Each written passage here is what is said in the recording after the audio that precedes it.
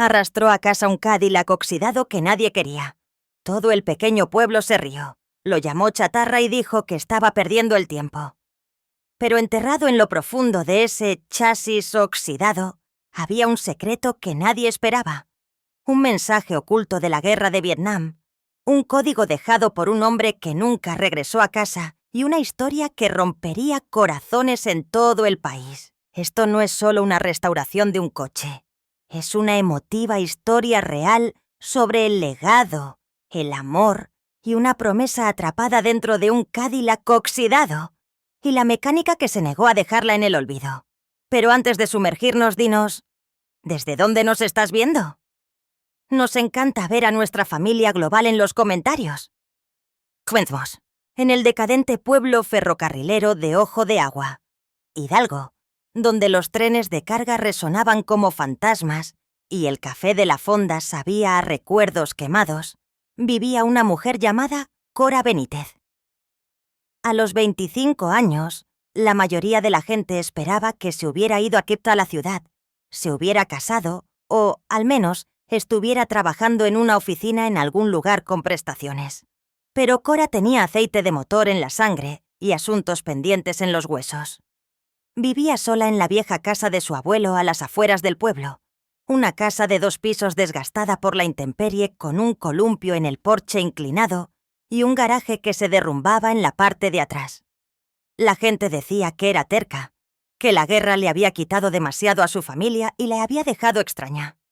La verdad es que nunca dejó de escuchar al pasado, especialmente al tipo enterrado bajo los cofres y enredado en los cables. Una húmeda mañana de octubre, mientras buscaba chatarra en un lote de salvamento abandonado, encontró un Cadillac Eldorado de 1956, hundido en la tierra como si hubiera intentado esconderse del tiempo mismo. Su carrocería, alguna vez gloriosa, ahora estaba oxidada, con enredaderas trepando por las ventanas y el cromo pelándose como papel tapiz viejo. Un letrero agrietado colgaba del espejo. $50. Tómalo o déjalo. No dudó. Lo enganchó a su camioneta, lo llevó a casa y el pueblo se rió. No sabían que se estaba llevando a casa un secreto. El Cadillac no se deslizó en el garaje de Cora, gimió. La defensa trasera tintineó contra el pavimento como una campana de advertencia, y las ruedas apenas giraban. Su emblema, alguna vez dorado, ahora parecía más una cicatriz oxidada. Pero Cora no se inmutó. Con el sudor perlando en su frente y una barreta en la mano, lo arrastró al garaje como un soldado que lleva a casa a un hermano caído. Su vecino, el señor Keller, un viejo trailero jubilado que observaba todo desde su porche con binoculares y juicio, murmuró lo suficientemente alto como para que ella lo oyera. «Esa cosa pertenece a un deshuesadero, no a una resurrección». Cora solo le asintió. No sarcástica, no engreída, solo con conocimiento. Durante los primeros días, la gente disminuía la velocidad de sus coches al pasar por su casa. Algunos bajaban las ventanillas y gritaban bromas. Unos pocos tomaron fotos para el grupo de chismes local. «Esa chica Benítez finalmente se volvió loca», publicó alguien. «Supongo que arreglar fantasmas es de familia». Pero a Cora no le importaba, porque al cuarto día, mientras intentaba abrir la guantera, sellada por el tiempo, el óxido y quizás el duelo, algo cedió con un fuerte pop. El polvo y fragmentos de papel seco se esparcieron en el aire y una pequeña caja de metal cayó en su regazo. Abollada, fría y envuelta en un paliacate militar descolorido. Contuvo la respiración y la abrió. Dentro había un fajo de fotografías amarillentas, una placa de identificación de bronce y una carta doblada, quebradiza por la edad. El nombre en la placa de identificación estaba parcialmente rayado, pero aún legible. G. Benítez, Fuerza Aérea. Su abuelo. A Cora se le cortó la respiración. Había crecido escuchando historias sobre Guillermo, un piloto, un mecánico, un hombre que silbaba jazz mientras cambiaba las bujías, pero nunca había regresado de su última misión. «El avión se estrelló en algún lugar de Laos», dijeron. «Declarado desaparecido en acción». Se fue como el humo, La familia ni siquiera recibió un cuerpo, solo banderas dobladas y condolencias desvaídas. Desdobló la carta con los dedos temblorosos. Octubre de 1965. Para quien encuentre esto, este coche estaba destinado a llevar a mi Elena a California después de la guerra. Le prometí que perseguiríamos el océano juntos. Si no regreso, no dejen que esta máquina se pudra. Lleva más que engranajes. Lleva mi amor. Sus rodillas casi cedieron.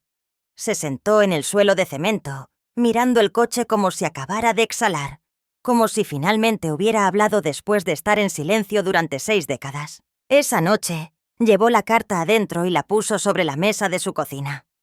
La casa estaba en silencio, excepto por el suave zumbido del refrigerador y el viejo reloj que hacía tic-tac en la pared, el mismo que solía colgar en el garaje de su abuelo. Cogió el teléfono y llamó a la única persona en la que podía pensar. Su abuela, Elena. La línea crepitó antes de que una voz respondiera. «Cora, ¿todo bien?» Encontré algo en el Cadillac. El silencio al otro lado no estaba vacío, era pesado.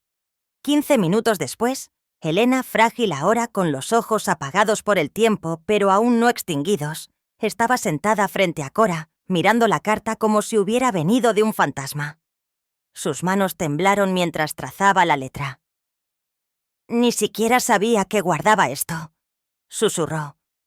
Este era el coche de sus sueños. Lo elegimos el verano antes de que se fuera. Dijo que lo conduciríamos por la carretera 1, con las ventanillas bajadas, el sol en los ojos, la música en la radio. Me dijo, «Elena, cuando termine esta guerra, tú y yo vamos a empezar de nuevo en la costa». Su voz se quebró. «¿Pero nunca regresó a casa?» Cora se inclinó hacia adelante con la voz suave. «Quizás dejó un pedazo de sí mismo aquí, esperando ser escuchado». Elena cerró los ojos. «O quizás esperaba que alguien como tú escuchara». A partir de esa noche, Cora no trabajó sola. Elena sacó viejas Polaroids, registros de mantenimiento, incluso un casete de Guillermo afinando el motor en el 64. Su voz, tarareando a través de la estática, llamándola cielo, mientras aceleraba el motor. Cada noche descubrían más, no solo piezas, sino momentos. Un recorte de periódico sobre la última misión de Guillermo, una postal del desierto de Sonora, un par de lentes de sol antiguos que había metido en la visera como si esperara regresar en cualquier momento. Pronto, la gente del pueblo dejó de reír. Empezaron a observar, luego a ayudar. El señor Keller, el viejo trailero que una vez se burló de ella, apareció con un carburador impecable. «Pensé que podrías necesitar uno de verdad», masculló, con los ojos pegados al suelo.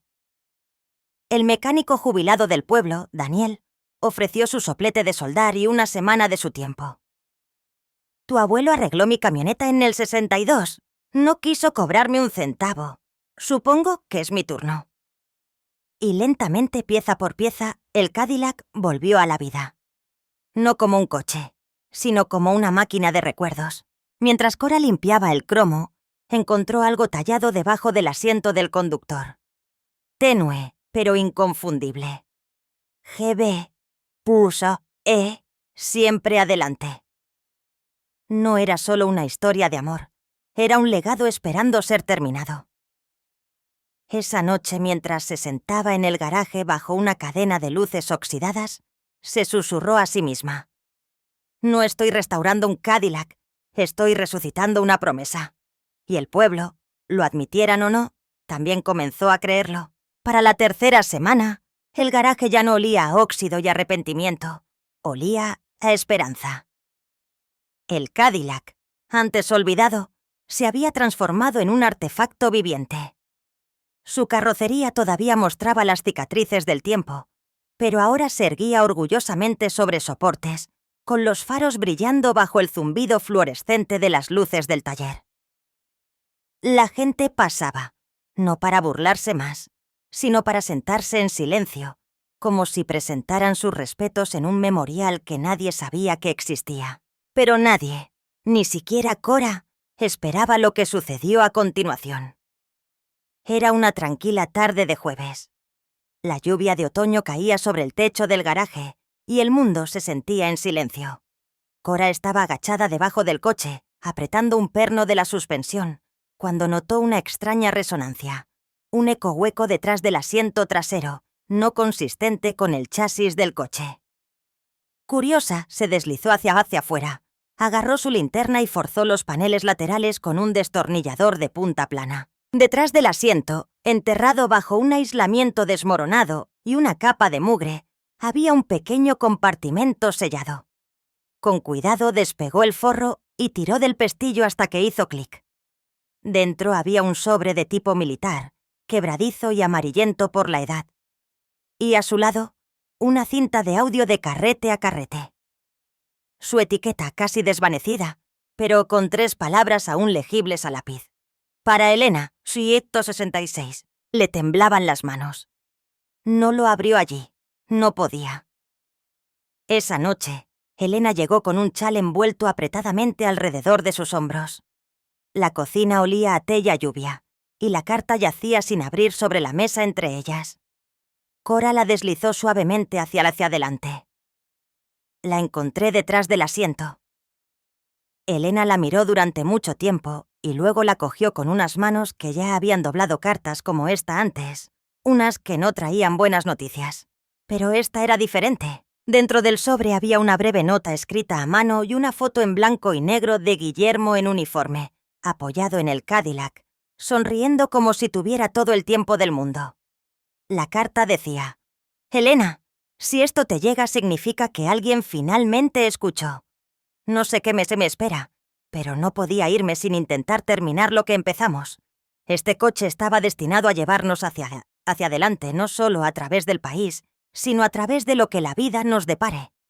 Si estás leyendo esto, no regresé a casa, pero tal vez un pedazo de mí sí lo hizo». Lágrimas silenciosas se deslizaron por las mejillas de Elena.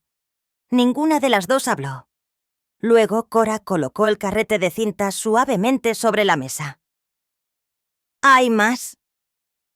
Al día siguiente, con la ayuda de la bibliotecaria del pueblo, una amable mujer llamada Marta, que resultó ser una entusiasta del audio antiguo, instalaron un viejo reproductor de carrete a carrete en el garaje. En el momento en que la cinta hizo clic, toda la sala pareció contener la respiración. Y entonces, su voz. «Elena, sé que no se suponía que fuera así, pero quería que me escucharas una última vez. No al soldado del que escribieron en los periódicos, sino al hombre que construyó este Cadillac perno a perno, soñando con atardeceres en el desierto y el olor de tu perfume en el asiento del pasajero. Si estás escuchando esto, cumpliste tu promesa de recordarme, y yo cumplí la mía. Encontré una manera de volver a casa». Cora se agarró al borde del banco de trabajo con los nudillos blancos. Incluso las herramientas parecieron callar. Elena se llevó una mano temblorosa a los labios, incapaz de detener los sollozos que surgían. Este coche siempre estuvo destinado a llevar amor.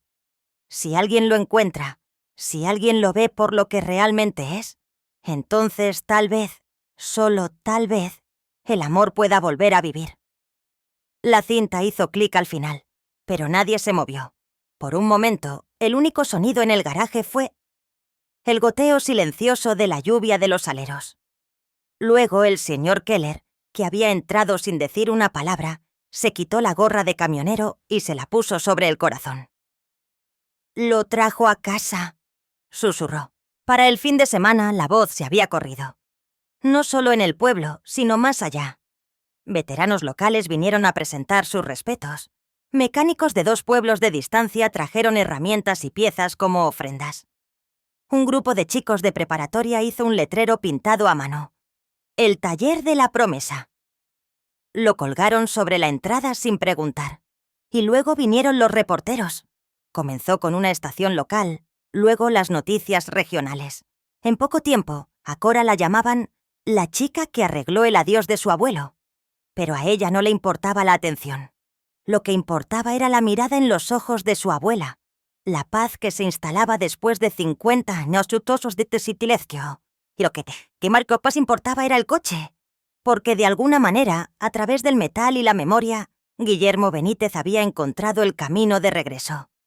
No en cuerpo, sino en voz, en amor, en legado. Esa noche, mientras el pueblo permanecía en silencio, en los lances pusiese tío. Y me siento da ser y si coche tiene que Satencenda que asa. Totorco. Hasta que sepa que el que si tiaxi por actor primera vez que cheque cotix. Tan depre. El rugido que resonó en Ojo de Agua no fue solo mecánico, fue espiritual. Fue una reunión.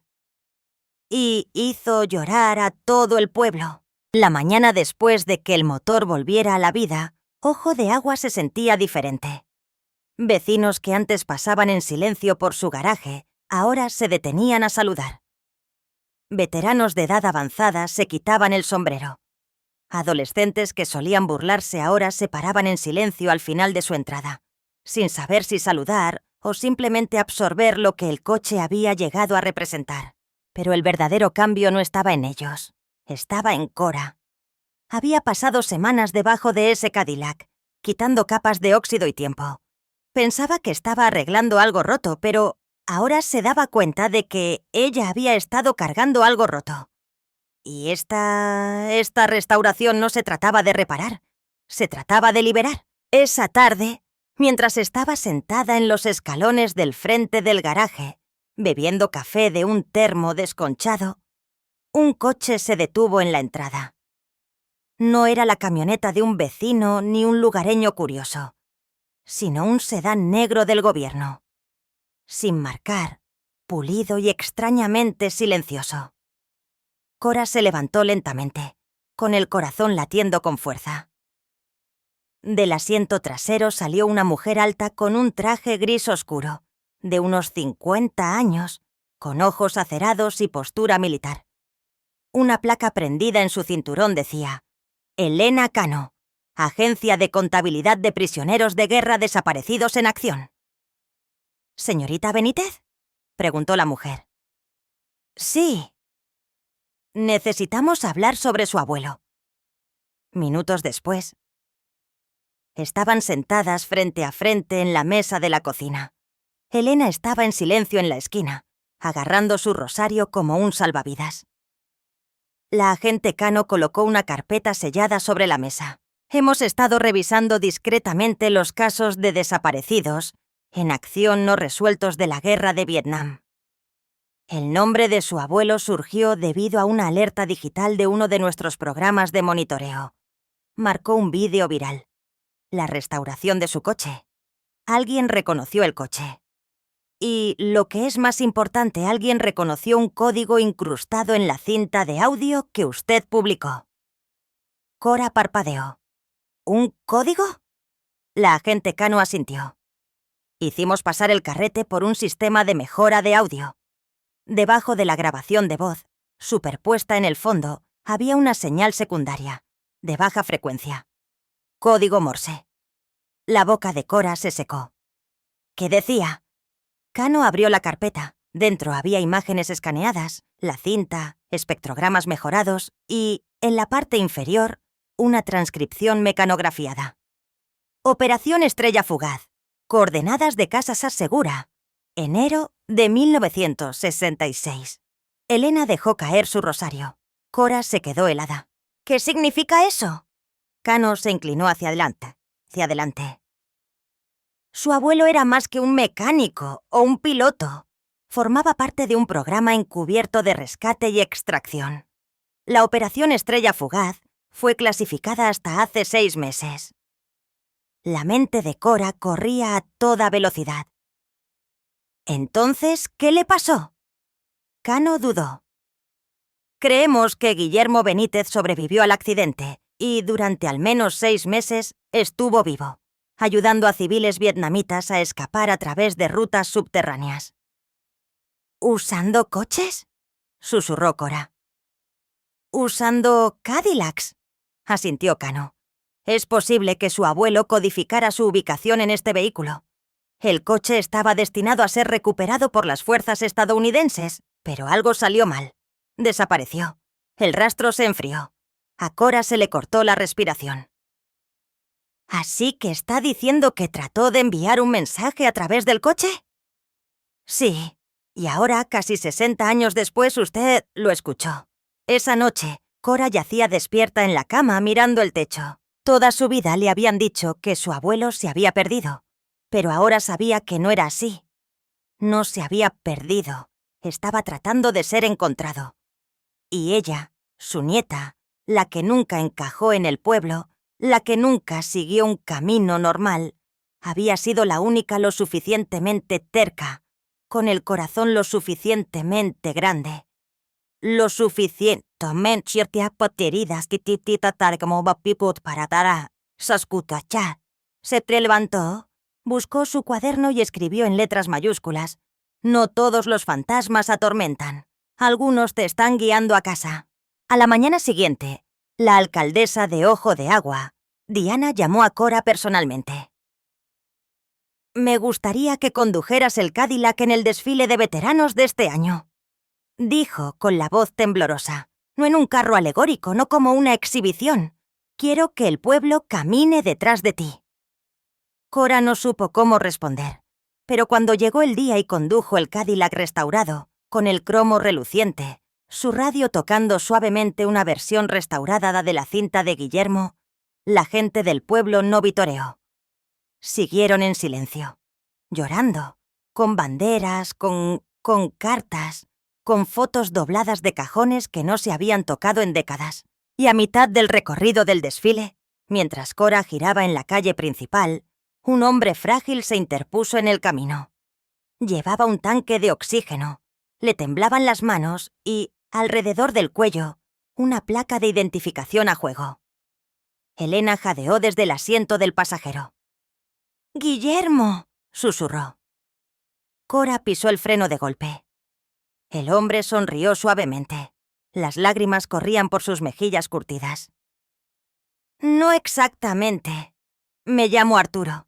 Serví con su abuelo. Estuve allí la noche que envió ese Cadillac con las coordenadas. Pensé que se había perdido para siempre».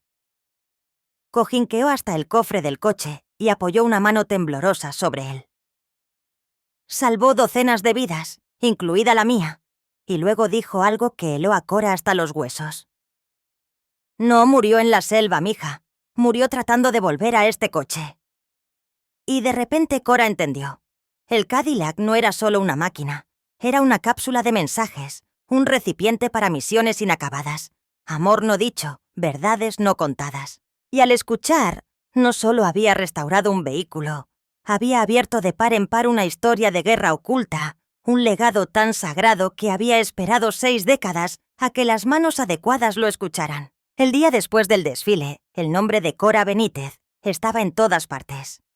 Los medios nacionales recogieron la historia. Mujer restaura el Cadillac de su abuelo y descubre una operación secreta de la Guerra Fría. Los grupos de veteranos la compartieron. Los historiadores de guerra la llamaron el redescubrimiento más emotivo de un activo militar oculto desde la década de 1980. Pero para Cora, la fama se sentía surrealista. Todavía se despertaba con grasa debajo de las uñas. Todavía preparaba café instantáneo en una cafetera oxidada. El Cadillac estaba de nuevo bajo una lona, no porque estuviera olvidado, sino porque ahora era sagrado. Un monumento sobre ruedas. Esa mañana, estaba parada afuera del garaje cuando llegó un sobre por mensajería. De color crema, grueso, con un sello grabado en oro. Provenía del Archivo Americano de la Memoria y la Ingeniería, un prestigioso instituto con sede en Washington, D.C. Dentro había una carta formal. Señorita Benítez, su reciente restauración y descubrimiento no solo han reavivado el interés nacional en la participación civil de la era de la Guerra Fría, sino que han revelado una intersección olvidada entre la ingeniería mecánica y la preservación de mensajes. Es nuestro más profundo honor invitarla a hablar como invitada principal en el próximo simposio Ecos en Metal, cómo las máquinas transportan la memoria. Creemos que su historia, su perspicacia y su forma única de escuchar tienen el poder de dar formas a la próxima generación de historiadores, ingenieros y buscadores de la verdad. Al final, doctora Carolina Mares, directora de Investigación Mecánica Histórica. Cora se quedó mirando la carta. ¿Ella hablando en DC? La idea le hizo latir el corazón con fuerza. Nunca había salido de Hidalgo, nunca había volado en un avión, nunca se había parado en un escenario, a menos que fuera en la clase de taller mecánico, dando una presentación apresurada sobre bujías. Y sin embargo, sintió algo agitarse en lo profundo de su ser, algo en lo que su abuelo una vez había creído: el poder de las historias inacabadas. 2 semanas después, Cora abordó su primer avión. Su abuela le sostuvo la mano en el aeropuerto, susurrando: «Estaría orgulloso de ti, ¿sabes? No porque arreglaste que el coche, sino porque finalmente hiciste que a la gente le importara de nuevo». Cora asintió, conteniendo las lágrimas. Creo que solo estoy cargando lo que él no pudo. Cuando aterrizó en la Ciudad de México, un hombre del instituto la recibió en la puerta de desembarque. Le entregó un paquete de bienvenida, sonrió y dijo: «Ha comenzado algo, señorita Benítez, algo más grande que solo un coche». El campus del instituto no se parecía a nada que Cora hubiera visto antes. Enormes hangares llenos de reliquias, tanques, jets, aviones, radios encriptadas, todos parcialmente desensamblados, etiquetados, estudiados. Pero ninguno de ellos tenía el tipo de calidez que tenía el Cadillac. Ninguno se sentía vivo. Al tercer día, Cora subió a un escenario ante una multitud de ingenieros, historiadores militares, académicos universitarios y periodistas. La voz del moderador resonó: «Nuestra próxima invitada es una mecánica de 25 años de ojo de agua». Hidalgo. Pero después de escuchar su historia, quizás estén de acuerdo en que es algo más: una guardiana de la memoria en overol. Cora se acercó, con el corazón latiendo con fuerza. No leyó notas, contó la historia a su manera. Habló de Guillermo Benítez, no como un soldado, sino como un soñador. Del Cadillac, no como una máquina, sino como un recipiente de esperanza. De encontrar el carrete a carrete, el código Morse oculto, el mensaje debajo del mensaje. Y luego hizo una pausa, dejando que el silencio se asentara. Seguimos construyendo máquinas para hacernos la vida más fácil. Pero, ¿y si algunas máquinas no fueron hechas para servir? ¿Y si fueron hechas para recordar? La sala contuvo la respiración. Y luego llegaron los aplausos, atronadores, sostenidos. No solo por lo que dijo, sino por lo que les hizo sentir. Después de su discurso, la doctora Mares la apartó. «Me gustaría ofrecerle algo», dijo. «Un puesto aquí para ayudarnos a decodificar otras máquinas olvidadas. Usted tiene algo que no podemos enseñar. Intuición, empatía, una forma de escuchar que los instrumentos no pueden replicar». Cora parpadeó. «¿Quiere que trabaje aquí? Queremos que dirija una nueva división, una dedicada a explorar cómo las máquinas civiles, coches, máquinas de escribir, radios, han preservado las memorias de generaciones». Cora miró sus manos callosas y, por primera vez, no las sintió como una desventaja, las sintió como un legado. De vuelta en Ojo de Agua, el garaje estaba en silencio. Pero no por mucho tiempo, porque cuando Cora regresó a casa, aún insegura de si aceptaría el trabajo, el tasaguitarra Farasaso encontró una carta esperándola en su banco de trabajo. Sin estampilla, sin remitente. Solo un nombre escrito a mano con tinta temblorosa: E. Garza, Monterrey, Nuevo León. Dentro había una Polaroid de una motocicleta militar Harley Davidson WLC de 1943, oxidada, apoyada contra una bodega, y una nota. «Serví en la unidad de su abuelo. Esa moto llevó el último mensaje de mensajero que él envió. Dijeron que solo era una moto vieja, pero creo que podría escuchar algo en ella. Yo no puedo». Cora se quedó allí, con el corazón latiendo con fuerza. El Cadillac había sido el comienzo. Este era el llamado, porque finalmente entendió. No era una mecánica, era una oyente, una traductora del silencio. Y dondequiera que una máquina olvidada susurrara una historia que nadie más podía oír, ella estaría allí. Para cuando la primavera regresó a Ojo de Agua, el pueblo había cambiado, pero nadie había cambiado más que Cora Benítez. La chica que una vez arrastró a casa un Cadillac oxidado bajo un cielo lleno de dudas, ahora era llamada la mecánica de la memoria por periodistas, veteranos e incluso maestros de historia de secundaria de todo el país. La gente comenzó a enviarle cosas por correo, no para reparación, sino para que las escuchara. Una Victrola rota de Guanajuato, una bicicleta destrozada de Veracruz, una radio de transistores envuelta en seda con matasellos de Japón. Cada una llegaba con una carta. Cada una susurraba: «Hay algo dentro, ¿puedes oírlo?». Pero Cora no se lo guardó todo para ella. En cambio, convirtió el garaje de su abuelo en algo nuevo. Lo llamó la bodega que escucha. No era llamativo, sin letreros digitales ni luces de neón.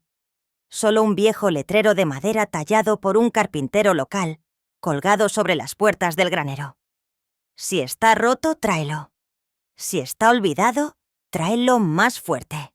Todos los jueves, niños de los pueblos cercanos, algunos apenas lo suficientemente grandes como para sostener una Nieves inglesa, aparecían en su puerta. Algunos venían con podadoras rotas, otros con cajas polvorientas llenas de piezas misteriosas del ático de sus abuelos. Un niño llamado Isaac, no mayor de 10 años, llegó cargando una lonchera de metal que no abría. «Esto era de mi papá», susurró. «Estaba en el ejército. Nunca hablamos de él». Cora se sentó a su lado durante horas, quitando con cuidado los tornillos hasta que la cerradura se soltó.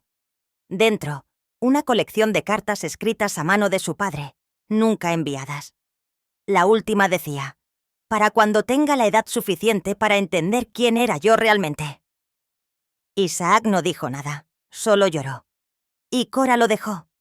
No le ofreció consejos, solo le entregó un destornillador y dijo: «¿Quieres ayudarme a arreglar una radio a continuación?». Sus métodos no eran convencionales.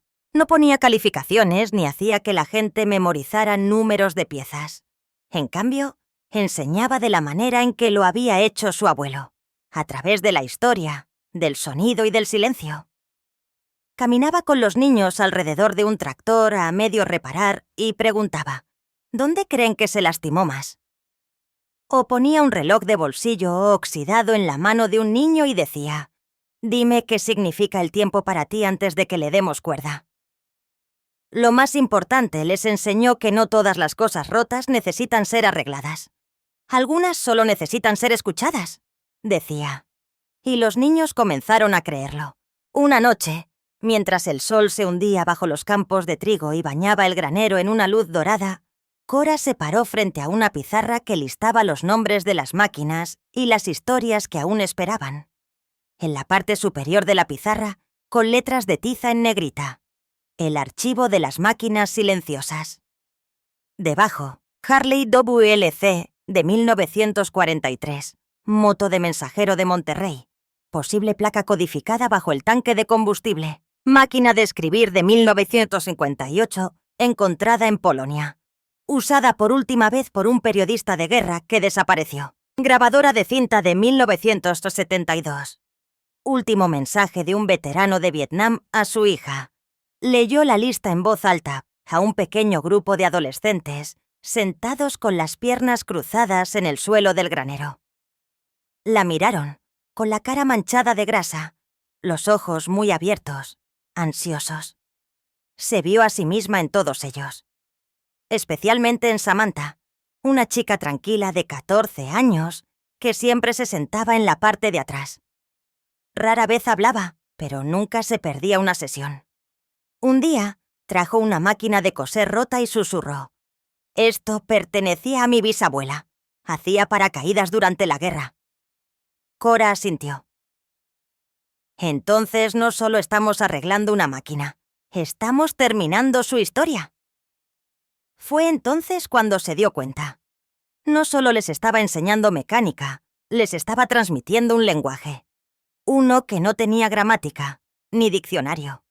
Solo intención, emoción y memoria. Semanas después, mientras limpiaba un viejo cajón en el garaje, Cora encontró algo que había pasado por alto antes. Un plano doblado del Cadillac. Pero no era de fábrica, tenía notas escritas a mano en los márgenes. Esconder puerto de casete debajo del tablero. Ajustar guantera para compartimento de mensajes. Soldar cápsula de memoria detrás del asiento trasero. Era la letra de su abuelo. Él había diseñado el Cadillac para que llevara su historia. Cada panel, cada perno, cada costura había sido intencional. Cora se quedó mirando el plano, con los ojos llorosos. Nunca esperó que el gobierno viniera por él. La esperaba a ella, incluso si aún no sabía su nombre. Esa noche abrió su cuaderno, el que solía usar para garabatear especificaciones de torque y diagramas de cableado, y comenzó una nueva página. En la parte superior, con tinta negra y en negrita, escribió: «El legado no es algo que dejas atrás, es algo que plantas y esperas que alguien lo oiga crecer». Luego pegó el plano adentro, porque ahora entendía. No había heredado un garaje, había heredado una misión. Y su trabajo no era solo restaurar máquinas olvidadas, su trabajo era restaurar la fe en que la memoria vive, que el amor puede resonar a través del tiempo y que, en algún lugar entre el óxido, alguien todavía está esperando ser encontrado. Un año después de que Cora sacara ese Cadillac oxidado de la tierra, Ojo de Agua se había convertido en algo completamente diferente. Seguía siendo el mismo pueblo somnoliento al borde de la nada. Todavía tenía la única fonda. Todavía tenía campos de trigo que danzaban como océanos dorados al viento. Pero la gente venía ahora, no por el pueblo, sino por la bodega. Venían de kilómetros de distancia, veteranos, estudiantes, historiadores y los curiosos. No venían a ver el coche, venían a sentir lo que significaba. El Cadillac estaba estacionado justo dentro de la bodega que escucha, intacto desde el día en que rugió a la vida. No por negligencia, sino por reverencia. Su cromo brillaba como un santuario. Los niños tocaban el cofre con dedos silenciosos. Los padres se paraban en silencio. Y algunos, especialmente los viejos soldados, lloraban. Pero el visitante más inesperado llegó un domingo lluvioso. Una camioneta negra se detuvo en el camino de entrada lodoso. El hombre que salió llevaba una chamarra verde descolorida. Caminaba con un bastón y tenía ojos que habían visto demasiado. Se presentó simplemente. «Soy Elías. Fui el oficial de comunicaciones en la última misión de Guillermo Benítez». Cora se congeló. Abrió una bolsa impermeable y sacó un sobre manila grueso. Dentro, fotos de satélite, cartas, mapas desclasificados y un casete final marcado «Canal Eco, bucle final». La voz de Elías tembló. «Guardé esto durante más de 50 años. No sabía qué hacer con ello. Pero cuando me enteré de lo que hiciste, supe que era el momento». Cora lo invitó a pasar. Pusieron la cinta. La voz de Guillermo crepitó a través del garaje una vez más. Pero esta vez no había tristeza, ni código críptico, solo paz. «A quien escuche esto tal vez sea Cora, tal vez no sea nadie. Pero si este mensaje sobrevivió, también lo hizo mi amor. ¡Lo lograste! ¡Me escuchaste! Ahora diles a otros cómo escuchar». Elías lloró. Elena lloró. Y también lo hizo Cora. Pero no era pena esta vez. Era liberación. ¿Acá? Meses después, la bodega que escucha se convirtió oficialmente en una organización sin fines de lucro. Cora no pidió dinero, pidió historias. Y llegaron. Equipo agrícola roto de la época del reparto agrario. Una radio de Selma, 1965. Una rocola sacada de una iglesia inundada en Nueva Orleans. Una máquina de escribir que una vez perteneció a un periodista que desapareció en Camboya. Cada una llevaba una voz. Y Cora, con sus estudiantes a su lado, Las ayudó a hablar de nuevo. Entrenó a una nueva generación, no de mecánicos, sino de restauradores de historias. Les enseñó así a escuchar debajo del óxido, a preguntar no solo ¿cómo arreglamos esto?, sino ¿qué recuerda esto? Se paraba ante cada máquina como si fuera sagrada y trataba a las personas que las traían de la misma manera. El pueblo celebró una ceremonia con velas ese verano, no solo para honrar a Guillermo Benítez, sino para honrar lo que su nieta había construido. La alcaldesa Diana inauguró una placa frente a la bodega. Cora Benítez, la mujer que oyó lo que otros olvidaron. Que nunca más confundamos el silencio con la ausencia. Y mientras las velas parpadeaban al viento, una niña llamada Janie, de apenas 7 años, tiró de la manga de Cora. Sostenía una caja de música rota. «Ya no toca», susurró Janie. «¿Crees que olvidó su canción?» Cora se arrodilló, sonrió y la tomó suavemente en sus manos. «No», dijo. «Solo está esperando a alguien que crea que todavía tiene una». Y en ese momento, bajo el suave silencio del anochecer, rodeada de historias envueltas en metal y memoria, Cora Benítez supo que estaba exactamente donde debía estar. No en un podio, no en un laboratorio, no en un escenario, sino aquí, con las manos en el pasado y el corazón en el presente, escuchando. No todo lo roto necesita ser arreglado. Algunas cosas solo necesitan a alguien lo suficientemente valiente como para creer que todavía importan. Cora Benítez no se propuso cambiar el mundo. No pidió llevar un legado, descubrir códigos ocultos o hablar en escenarios nacionales. Todo lo que hizo, en silencio, obstinadamente, fue escuchar algo a lo que el resto del mundo había renunciado hacía mucho tiempo. Y eso marcó toda la diferencia. El Cadillac no era solo un coche. Era una carta de amor, una cápsula del tiempo, una promesa. Y al elegir escucharlo, Cora nos recordó que la historia no muere cuando la gente olvida. Muere cuando a nadie le importa escuchar. A continuación, 2 historias más esperando ser escuchadas. Haz clic para seguir escuchando con nosotros y no olvides suscribirte si crees que cada cosa olvidada merece una segunda oportunidad.